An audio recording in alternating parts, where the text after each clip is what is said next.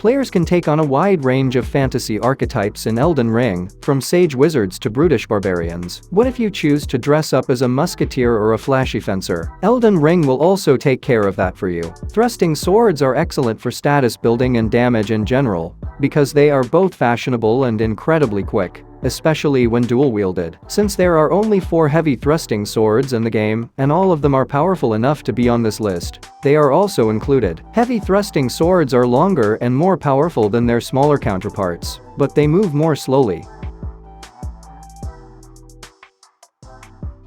2 of the 4 heavy thrusting swords are capable of receiving special ashes of war. The great épée doesn't fare well in comparison to them. It is the shortest of the heavy thrusting swords, and often deals less damage than its rival. Yet when given the heavy affinity, it narrowly prevails. The great épée does have the benefit of being readily available. The great épée may be found in Limgrave, the starting location, but all the other heavy thrusting swords first emerge later in the game, around the mid-game. A campsite can be found if you go straight east from the Agheel Lake south side of Grace. This weapon is kept in a chest inside.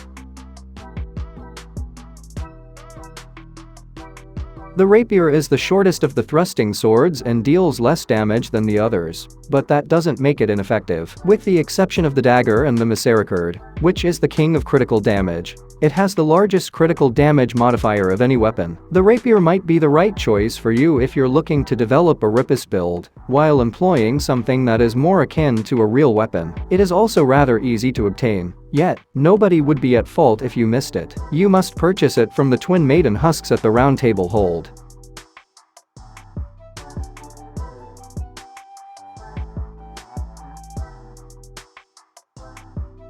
Unsurprisingly, one of the main justifications for using the Frozen Needle is that it results in frostbite buildup. The Frozen Needle's poor overall damage and reach must be considered, since there are other weapons that can be more successful at causing the status effect. The Frozen Needle does, however, have the distinct advantage of offering a ranged fighting option. The heavy attack of the Frozen Needle fires a chilly projectile just in front of you. Importantly, this ability has no FP cost, therefore it can still be used even if you don't level up your mind. The Frozen Needle is much more enticing due to this special characteristic than its damage output might imply. Just before you arrive in War Counselor IG for the first time, you can discover it on the road leading to Caria Manor. In the King's Room ruins, a royal revenant is watching over it.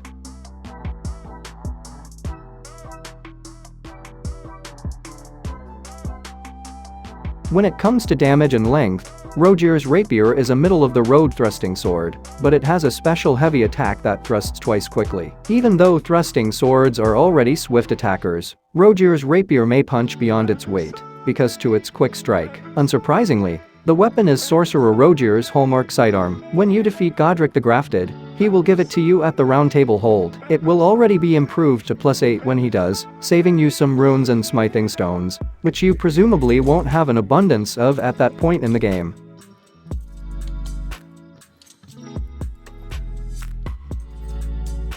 The Godskin Stitcher, the second of the heavy thrusting swords on our list, generally outperforms the Great Épée. Both can be equipped with special ashes of war, but the Stitcher is often longer and causes greater damage. It also possesses a pretty unusual heavy attack, which is a benefit. It thrusts twice quickly after each other like Rogier's rapier, but only when charged. The Godskin Stitcher is the best option if you want a flexible heavy thrusting sword. It is left behind by the Godskin Noble in the Temple of Aglé, which is located in Volcano Manor's hidden quarters.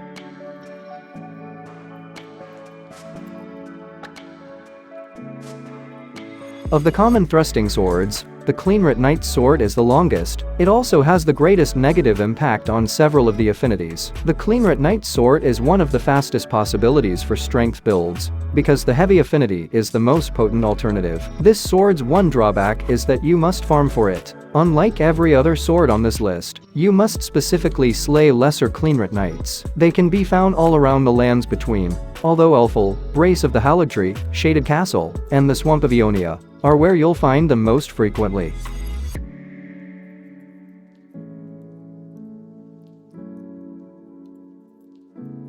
The S-Stock is one of the better thrusting swords in terms of damage. It's also one of the longest and excels at both the status-changing affinities, cold poison and blood, as well as the keen affinity. The S-Stock's status effectiveness, coupled with the speed that thrusting swords naturally possess when dual-wielded, contributes to what may be its greatest advantage. It is one of the few thrusting swords that you can find two of in a single playthrough, and it is also the easiest to obtain, because you don't have to engage in any farming. Any class can easily acquire two S-Stocks, while the prisoner class starts with one. In Liurnia of the Lakes, you can purchase one from Patches and another from the Nomadic Merchant, seated close to the Liurnia Lake Shore Site of Grace. The S-Stock is a wonderful option if you're looking to make a status effect construct that doesn't rely on curved swords.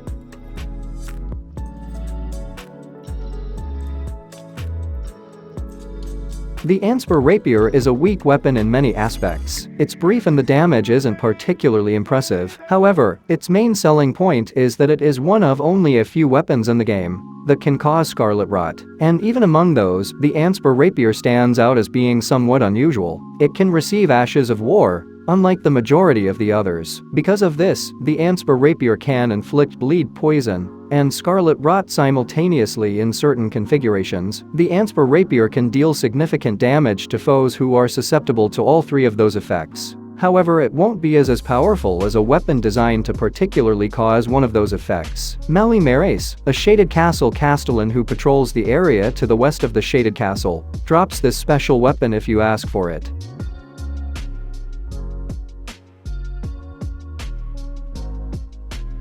The Dragon King's Cragblade is another heavy thrusting sword, and because to the mix of normal and lightning damage, it deals the greatest raw damage of any weapon on this list, perhaps more than any other weapon skill in the entire game.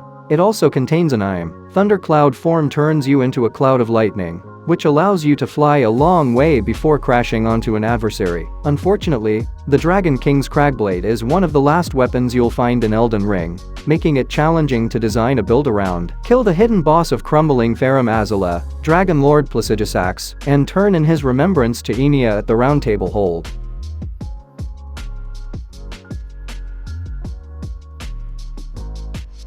Despite being only somewhat longer than the other heavy thrusting swords, the Bloody Chalice deals less damage. The Bloody Chalice has bleed to make up for its relative lack of power, so it can take advantage of the many ways Elden Ring can boost such abilities. The Bloody Chalice's Dynast's finesse weapon skill, however, is the main justification for picking it. When you utilize it, you dodge backwards, which functions similarly to a dodge roll, in that it grants you momentary invincibility. The next move is a succession of distinct heavy attacks, the first of which propels you forward a considerable distance. Visit the Rydeblood ruins on the Altus Plateau to obtain this beautiful weapon. The Sanguine Noble boss is guarding a chest where it is located,